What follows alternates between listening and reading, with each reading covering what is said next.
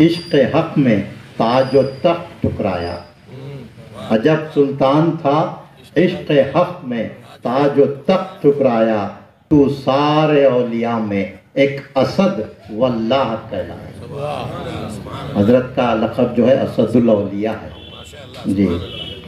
تو نظام الدین سے صوفی سرمست کا ایک لقب پایا. نظام الدین سے صوفی سرمست کا ایک لقب پایا.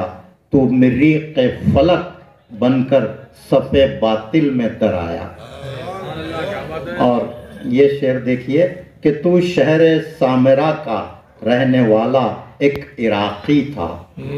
تو شہر سامرا کا رہنے والا ایک عراقی تھا جو بیت میں فریدی تھا خلافت میں نظامی تھا.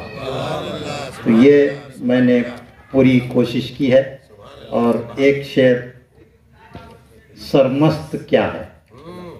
سرمست حضرت نظام الدین میں ولایی نے آپ کو جہاد میں فتح حاصل کرنے کے بعد یہ لقب دیا تھا.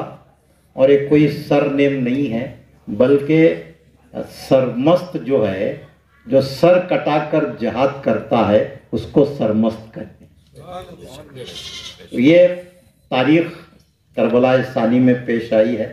تو یہ شعر اسی کی طرف اشارہ کرتا ہے کہ وہ غازی ہیں کہ سر اپنا کٹا کر جنگ لڑتے ہیں.